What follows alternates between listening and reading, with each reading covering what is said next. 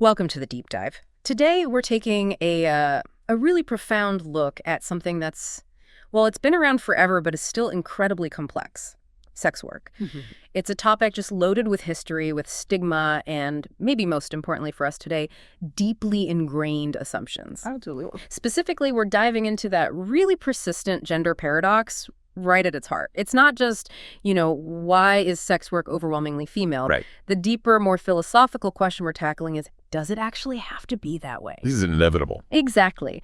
Our mission in this deep dive is to rigorously challenge that assumption. The idea that sex work is somehow inherently gendered. Meaning it's just baked in. Like biology or the fundamental nature of the transaction means we could never see equal numbers of men and women buying and selling. Precisely. We're going to treat that assumption like a hypothesis and really test it against evidence from sociology, psychology, and crucially from client testimony itself. And, that assumption of inherent gendering, it's completely understandable when you just look at the facts on the ground, the current market. The numbers are stark. They really are. Globally, something like 80% of sex workers are female. On the client side. Yeah. Well, the imbalance there is even more massive. Yeah. Take the UK, for example. Around 11% of men say they've paid for sex at some point. Compare that to women. It's less than 1%. Less than 1%. Wow. And even if you look just recently, like the last 5 years, it's still about 4% of men versus just a tiny negligible fraction of women. So this situation makes sex work pretty unique, doesn't it? It really does. It's perhaps the only profession where it's primarily performed by one gender. Predominantly women. Right. Women who, let's be frank, often occupy a lower status position in many societies. And it's for the sustained consumption of the other gender, men. That creates this deeply unequal status dynamic right there at the point of sale, doesn't it? Exactly. It's built into the typical transaction as we see it now. And we really can't talk about this imbalance without also facing the profound and often terrible negative consequences that come with it. No, absolutely not. This imbalance and all the stigma wrapped up in it, it creates a work environment that's widely seen as shameful, sure, but also acutely dangerous. And there's data on that danger. Oh, yes. Hard data. A recent survey of sex workers in London found that a staggering 53%, over half, reported experiencing recent physical or sexual violence from a client. 53%. That's horrific. It is. And it makes sense in a terrible way. Yeah. When the provider is already socially perceived as the lower status party, maybe even disposable in the eyes of some, well, the work itself becomes inherently more hazardous. That's a really powerful distinction. So, okay, if this massive, dangerous imbalance isn't, as some people believe, just an inevitable result of, human nature, Right. then we have to ask, what are the common explanations people give for this gender gap? And more importantly, how well do they actually hold up when we scrutinize them? We need to really dig deep into the roots of this belief that sex work is inherently gendered and kind of dismantle the arguments one by one. Okay, so let's start our investigation with those arguments that claim the gender gap is simply biological, a fact of nature. Right. The nature versus nurture debate, basically. Exactly. And these claims generally fall into two main buckets. Arguments about the quantity of sexual desire. How much sex people want. Precisely. Yeah. And arguments about the type of sex desired. Okay, so the core of this first claim is pretty simple, right? Men just have a biologically higher sex drive. And therefore, they're driven to pay for sex, either to satisfy these excessive desires or maybe just to supplement things when their partners don't match their frequency needs. Right. And this view is often backed up by what's called the standard evolutionary model. Ah, yes, the caveman argument. Sort of. The idea is that male ancestors benefited genetically by, maximizing casual sex opportunities, more partners, more potential offspring. While female ancestors supposedly needed protective mates for stability to raise those offspring. Exactly. And the data often cited for this comes from older studies, maybe the 70s to the 90s, suggesting men want sex more often than their wives, or they desire more lifetime partners overall. But this is where the sociological analysis really comes in and sharpens our focus, isn't it? Because that evidence, it feels like it could easily be contaminated or, confounded by the existing social structure. That is absolutely key. The observed differences might not be innate at all. They could be learned or heavily influenced by context. Yeah. Take that finding about husbands wanting sex more than wives. Yeah. We can't just jump straight to biology. We have to look at the domestic reality, right? Like maybe the wife is just exhausted. Exactly. Maybe she's shouldering most of the child care, the housework, and what sociologists call emotional labor, all that unseen work of managing household feelings, planning things, remembering birthdays. Right, the mental load. Precisely. And when you're mentally and physically drained from constant labor, yeah, your sexual desire probably takes a hit. Or maybe the sex itself just isn't enjoyable for her. If it's not focused on her pleasure, she's probably less motivated to initiate or even engage. That too. And then there's the absolutely crucial element of reporting bias. Ah, right. What people say they want versus what they actually want. Society essentially sets up two different standards for talking about sex. Men are culturally allowed, sometimes even encouraged, to boast about casual desire, number of partners. It can be seen as boosting their status. While women are heavily conditioned to underreport that same desire. Heavily. For fear of facing really profound social penalties, being labeled a slut, easy, whatever the term is. When you normalize boasting for one group and enforce shame for the other, your self-report studies, they're going to be inherently skewed. Okay, so the self-reported desire difference might just be social noise. A lot of it seems to be. And we see that when researchers try to strip away those social constraints. Studies show that physical sexual arousal actually emerges pretty similarly between men and women when they're exposed to sexual stimuli. So the basic biological wiring for responsiveness is there for both. It seems so. And furthermore, when you do longitudinal studies, tracking desire over time in committed partnerships, and you control for things like hormonal cycles or how long couples have been together, those differences in desire frequency between men and women, they often shrink considerably. It's pretty remarkable, isn't it, that we can often explain away a supposedly biological difference just by looking at social burdens and cultural expectations. It really destabilizes that whole evolutionary defense for the gender gap. It does. And maybe the most compelling data point, the one that ultimately sinks the quantity argument for me, is the profile of the men who actually buy sex. Okay, tell me more. Even if we grant, for the sake of argument, that men have a higher sex drive on average, the men who actually purchase sex are typically not the ones struggling to find partners. Really? That seems counterintuitive. It does, but the research consistently shows it. Men who buy sex tend to have, on average, a higher number of unpaid sexual partners overall than men who don't buy sex. So they're not compensating for a lack of sex? No. They seem to be supplementing an already active sex life, which strongly suggests that the act of buying sex is driven by something other than just a sheer biological overflow that needs, draining. So if it were purely about quantity, you'd expect the guys with low sexual access to be the main clients. Exactly. But instead, it's often guys with high sexual access. That implies the motivation is about something else entirely, maybe the type of sex, availability on demand, specific acts, but not just volume. Precise. Okay, so that leads us nicely to the second biological claim then. If it's not just about how much sex, maybe it's about the kind of sex. Right. The argument here is that the imbalance exists because men seek a different kind of sex. Maybe unemotional, casual, anonymous, perhaps involving dominance or specific acts that's just easier to get via purchase than through a relationship. And the flip side is that women, by contrast, supposedly require a relationship context for sex. That's the claim. But that feels like it relies on a pretty narrow and maybe quite outdated stereotype of female sexuality, doesn't it? Like, women are inherently incapable of separating physical desire from emotional connection. Exactly. And while, sure, some studies might show women citing emotional intimacy as a sexual goal more often than men, the evidence is really far from absolute. It's not an all or nothing thing. Not at all. In one study, nearly 2/3 of women explicitly said that emotional intimacy was not the only important goal of their sexual desire. And close to half said the sexual activity itself, just the sheer enjoyment of the act, was the primary goal. So maybe a difference in degrees sometimes, but the claim that women require a relationship context seems like a huge overstatement. It really does. Oh. And this brings us back to the power of socialization, which is, I think, best illustrated by that famous plethysmograph study. Right. Remind us the plethysmograph is the device they use in research to measure physical sexual arousal. That's the one. And this study is just crucial because it gives us physical data that bypasses all that verbal reporting bias we talked about. Okay. So what did it find? When women in the study viewed a really wide variety of explicit images, including stuff they might typically say wasn't arousing for them, the device showed they were physically aroused by a much broader spectrum of stimuli than they thought they were, or at least than they reported they were. Wow. So their bodies were responding to variety, novelty, intensity. Yes. Even if their conscious minds may be shaped by social norms about what's acceptable for women to desire, said otherwise. Their bodies betrayed their socially approved minds in a way. You could put it like that. It's pretty definitive evidence that social norms often limit the awareness and expression of female desire, not necessarily the fundamental capacity for desire itself. That's powerful.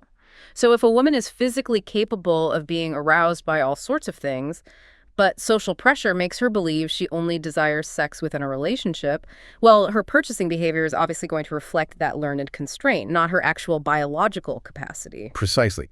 And then if we flip back and look at the men who actually buy sex, the idea that they only want power or dominance is also just too simplistic. Right, because the services offered are diverse. Incredibly diverse.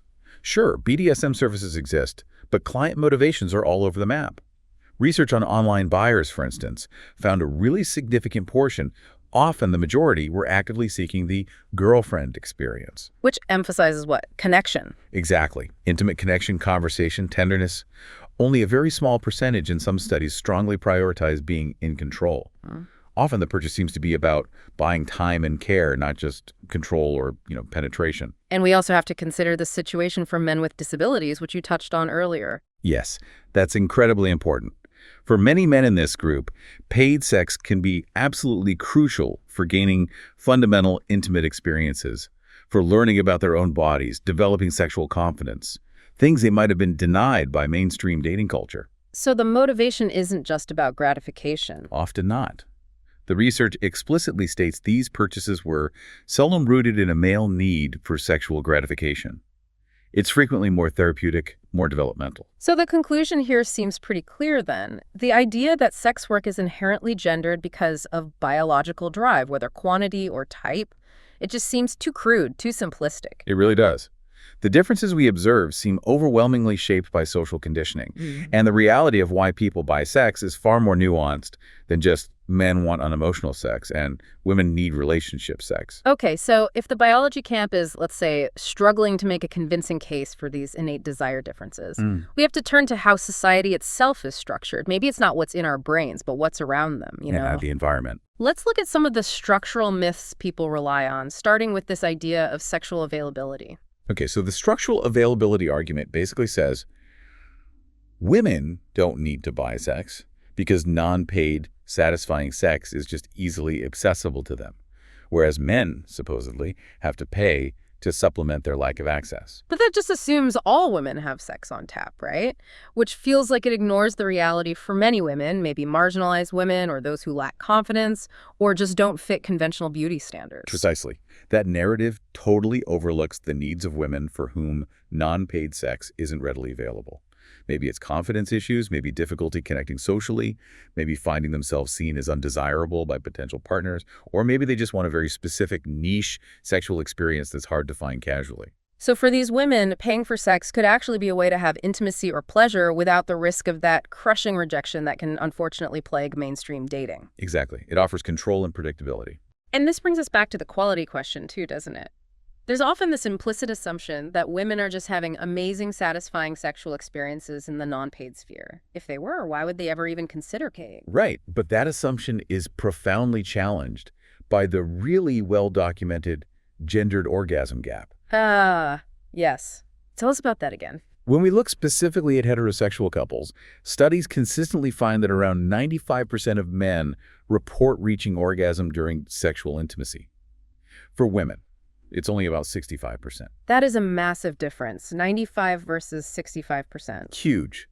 And look, this isn't likely a biological failing. Sociological studies strongly suggest it's because women are often socially conditioned to prioritize male pleasure. Maybe they feel less comfortable asking for what they want, or maybe their partners aren't skilled or attentive enough. So the orgasm gap suggests women are not necessarily swimming in satisfying sexual experiences. Quite the opposite, potentially, which theoretically should increase the demand for paid sex, where their pleasure is maybe the central focus. Yeah, if anything, the evidence suggests the quality of unpaid sex might be low enough for many women to warrant buying sex, especially if a paid encounter promises to be entirely about her satisfaction.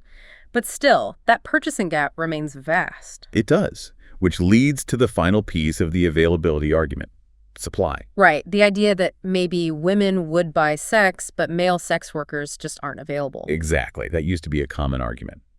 But the market really dictates otherwise now, especially with the internet. An analysis of online escort directories in the UK found that a significant chunk, 28% of the advertisements, were from male escorts. 28% is not insignificant. Not at all. And of those men, 2/3 explicitly advertised their services to female clients. Okay, so the supply is there if women want it. The supply exists where the market dictates. The barrier doesn't seem to be supply.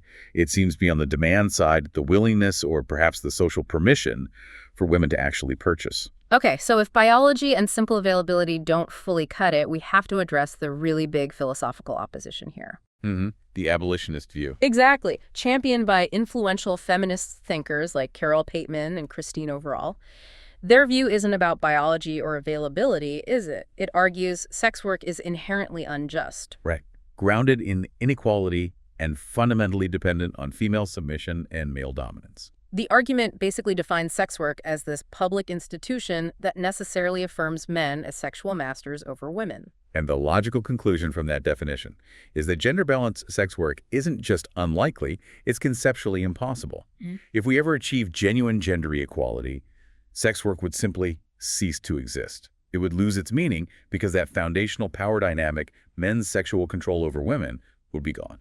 That's a really powerful integrated critique, isn't it? It views the whole transaction as a fundamental manifestation of patriarchal heterosexuality. It is. It's a very coherent philosophical position. Yeah. However, that definition starts to struggle a bit when you hold it up against the messy diversity of the real-world industry. And here's where we need to inject some genuine skepticism about the universality of that definition. If the transaction must rely on female submission, well, how do we account for the 20% or so of sex workers who are male? Right. The presence of male sex workers complicates things.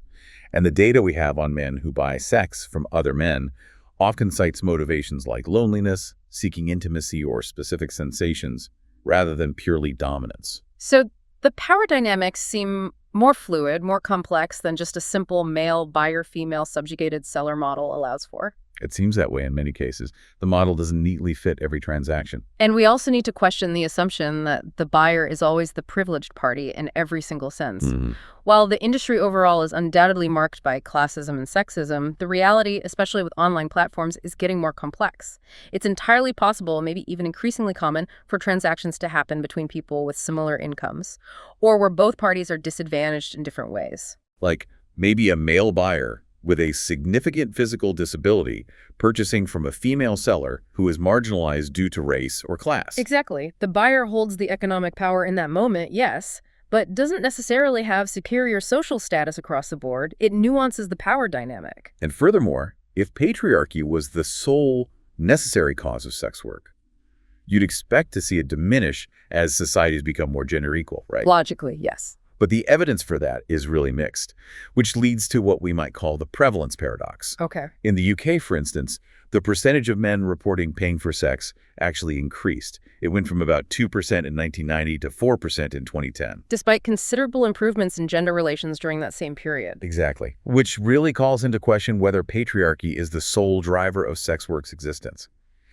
If gender equality was improving, why did buying sex become more prevalent among men, not less? That's a crucial counterpoint. So improvements in gender relations didn't necessarily reduce the demand for paid sex. It seems not, at least in that context. Yeah. And we see this kind of paradox elsewhere, too. Comparing countries doesn't show a straightforward correlation. Slovenia, for example, ranks relatively well on gender equality measures, but it had a much higher estimated female sex worker prevalence rate than Peru, which is generally considered significantly more patriarchal. So while patriarchy is clearly a massive factor shaping the form sex work takes, and especially the danger involved, Absolutely. it might not be the sole necessary condition for its existence in the first place. That's what this evidence suggests. And maybe the most definitive counter-evidence, the thing that truly challenges the inherently gendered argument derived from patriarchy theory, is the existence and, crucially, the motivations of female clients themselves. Right. Their very actions seem to defy the notion that sex work can only be about male dominance. Okay, this section feels really critical for us because the research on women who pay for sex seems to fundamentally reframe the whole transaction, doesn't it? It really does. If the transaction is only ever about male domination and female degradation, why on earth would women seek it out? And why would they report, as some apparently do, empowering experiences? Exactly. The sociological research on female clients paints a picture that is almost the complete opposite of that stereotype. Researchers have identified 4 major motivations, and they're often therapeutic or very self-focused. Okay, let's hear them.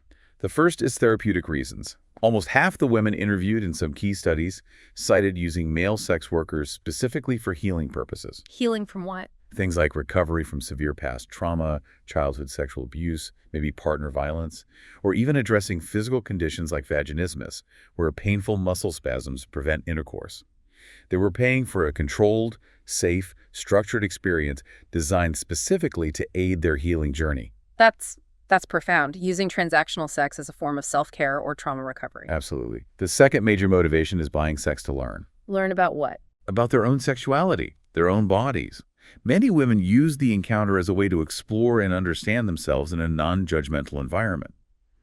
One interviewee put it beautifully, saying she learned so much about my own sexuality and my own body, which I didn't even realize what she had taught me.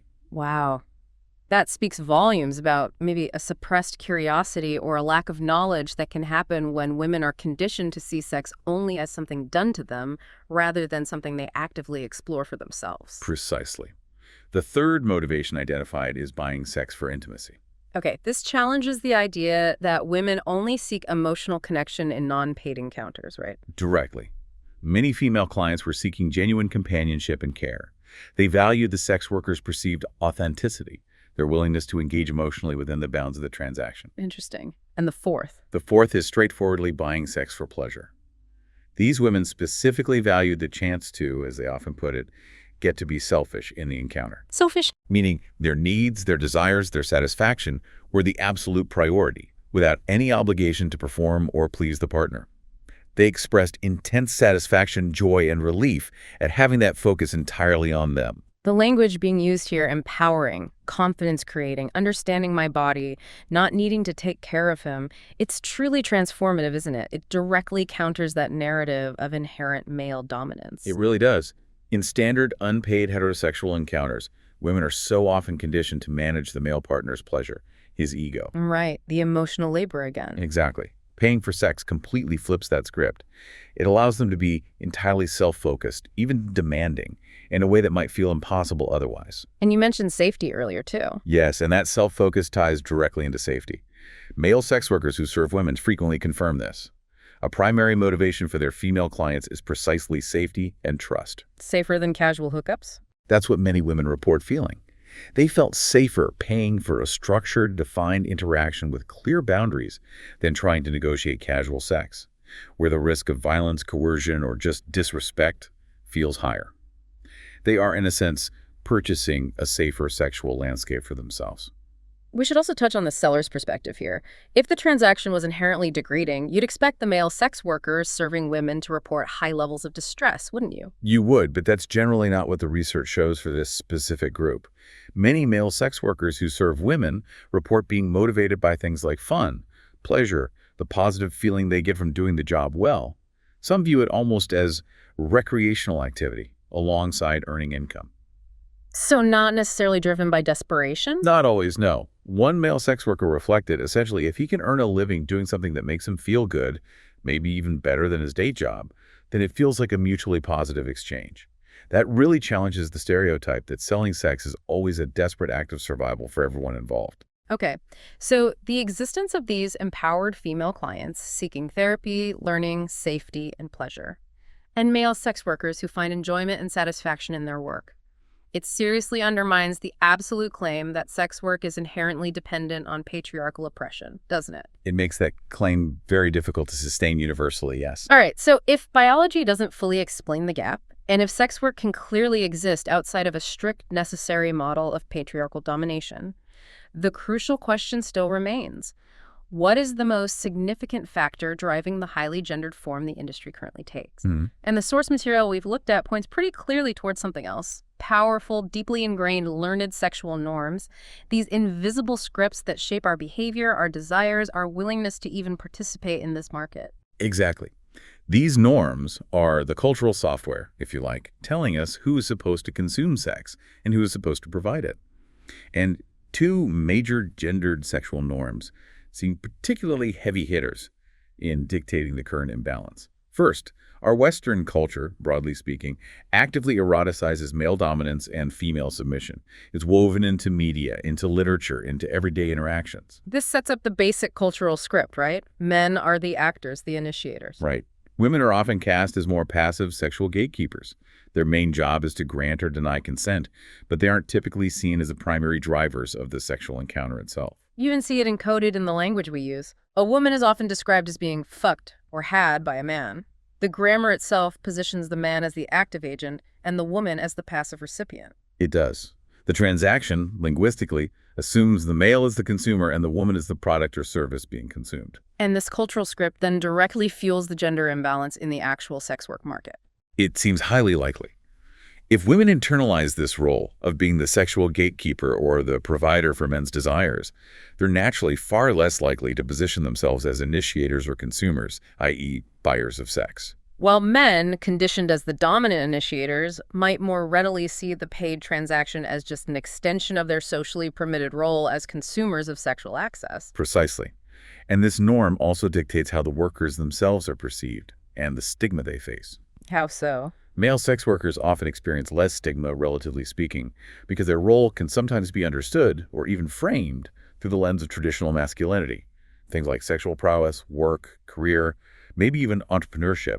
They can maintain a certain social acceptability in some circles. Whereas female sex workers. Female sex workers are almost automatically assumed to have lost some essential part of themselves, their agency, regardless of their actual choice or motivation. Why? Because they violated that core norm of female passivity and gatekeeping.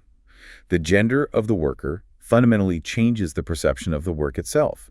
It transforms it from potential entrepreneurial activity into assumed coercion or degradation. That's a really stark difference in perception based purely on gender roles. It is.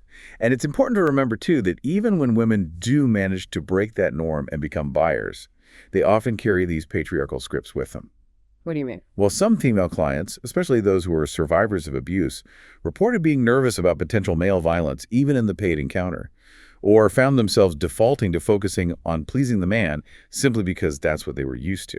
So the power dynamics remain incredibly complex. Even holding the economic power as the buyer doesn't instantly erase all the internalized fears and habits established by that dominance norm. Okay, so the dominant submission script is one major factor. What's the second norm? The second, and arguably even more punishing norm, is the pervasive double standard around sexual purity, specifically female sexual purity. Right. The idea that women must guard their sexual purity or face really severe consequences. Exactly. Shaming, humiliation, enforced by those powerful slurs like slut and whore. And there's just no real equivalent, is there? No deeply damaging fallen man slur that carries the same weight. Male promiscuity, as we talked about, can sometimes even be a badge of honor. Precisely. The consequences for women engaging in what society deems the wrong kind of sex, which absolutely includes transactional sex, or even just sex outside a committed relationship, sometimes are profound. It can damage their social standing, their professional credibility, even their perceived intellectual seriousness. Think about public figures shamed for past relationships or sexual choices. And the stigma gap has direct, potentially life-threatening implications for sex workers themselves, doesn't it? Absolutely. Statistics consistently confirm that female sex workers experience significantly higher rates of violence and rape compared to male sex workers. Why is that thought to be the case? A key reason is that because they're categorized by this norm as fallen women, they are seen by some clients, and perhaps even by parts of society or law enforcement, as less deserving of respect, less worthy of protection. Their physical safety is tragically diminished simply because they've transgressed that purity norm. And crucially, that same purity norm makes women far less likely to become clients themselves. Yes, because buying sex would unequivocally constitute the wrong kind of sex for a woman to have, according to this norm. Doing so risks intense slut-shaming, stigma, being reduced to an anomaly, an oddity. The social penalty for female transactional desire is just so incredibly high that it actively suppresses demand, helping create that massive purchasing gap we keep seeing. So the fear of social punishment keeps women out of the market as buyers. Largely, yes. And the influence of this purity norm is so powerful, it even seems to sanitize the research and discourse around female desire when women do buy sex. How do you mean sanitizes? Well, when women engage in buying sex, maybe through what gets called sex tourism, for example, the narrative often shifts. It gets framed as romance tourism. The underlying assumption becomes that these women must really be seeking romance or emotional connection, not just sex. Well, men buying sex are just assumed to be after physical gratification. Exactly. This actively denies the possibility of female capacity for simple transactional desire for physical pleasure sought for its own sake. It constantly reinforces the idea that women must always be searching for that emotional connection, even when the evidence, like the client interviews we discussed, proves otherwise. So these two norms, male dominance, female submission, and female sexual purity, they really work together, don't they? They work in tandem, absolutely. Yeah. They condition men to be the consumers and often the judges of sexual transactions, and they condition women to be the providers, the gatekeepers, and the ones who bear the brunt of the stigma.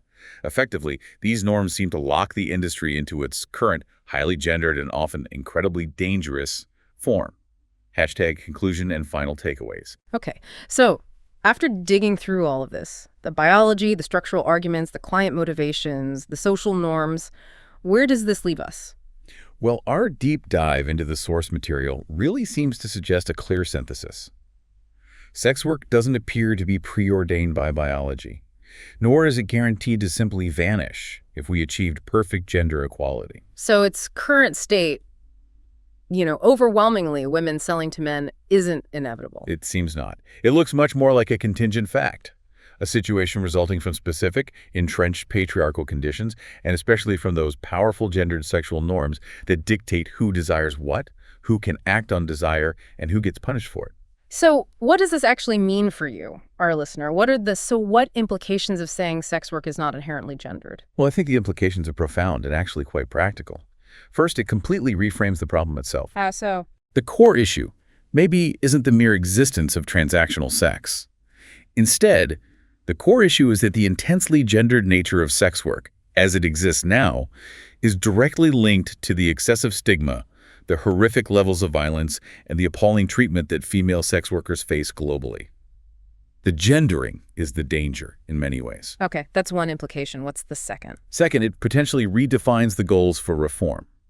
If sex work isn't inherently gendered by nature or necessity, then opponents of the current gender imbalance don't have to limit their efforts solely to the goal of outright abolition, which has proven incredibly difficult to achieve. What's the alternative goal, then? A viable, perhaps more practical alternative goal could be to actively work towards creating a safer, more gender-balanced sex work industry. Which would mean? It would have to involve radically challenging the social permissions that allow men to buy sex with relative impunity, while simultaneously working just as hard to eliminate the crushing stigma that penalizes women for either purchasing or providing sexual services. That feels like a huge cultural shift.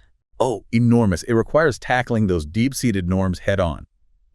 Given sex work's sheer steadfastness throughout history and how it persists despite all sorts of attempts to criminalize or regulate it, it does seem unlikely to just disappear anytime soon. Probably not. So if the goal is genuinely about improving safety and reducing the degrading conditions many workers face, then maybe future reforms have to actively seek ways to make the industry less gendered.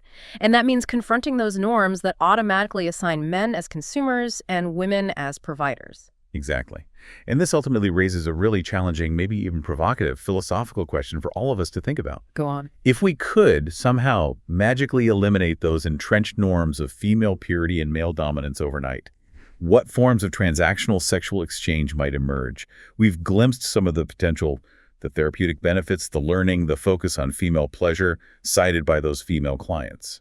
So, if a market emerged where women could buy sex for pleasure, for therapy, for safety without penalty, and men, or people of any gender, could sell without shame or danger, What would that reality tell us about human desire? About its capacity to exist constructively beyond our current, very restrictive social conditioning? It's a fascinating thought experiment, isn't it? Hmm. What does desire look like when freed from these particular constraints? That feels like a really necessary avenue for further thought and exploration long after this discussion ends.